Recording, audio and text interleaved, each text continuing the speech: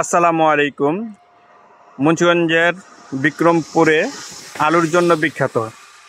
তো আপনারা জানেন মুন্সিগঞ্জের যে আলুর জমিগুলো ঘন ভাবে আলু রোপণ করা হয়, আর এই জমিগুলোর মধ্যে যদি বৃষ্টি হয় তো সেক্ষেত্রে কিন্তু আপনার পানি সরানোর কোনো ব্যবস্থা থাকে না।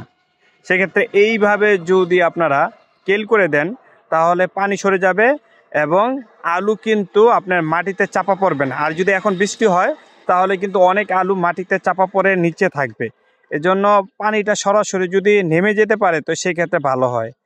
আবার এখন কিন্তু আগের যে একটা ফসলই করে তারপর আর কোনো ফসল করতো না, এখন কিন্তু এই কেলের পাশাপাশি কিন্তু আবার বিভিন্ন সবজি চারা লাগিয়ে দিচ্ছে। আলু উঠানোর সাথে সাথেই কিন্তু আবার সেগুলো জানি সবজি উৎপাদন করতে পারে, সেইভাবে তারা কাজ করতেছে।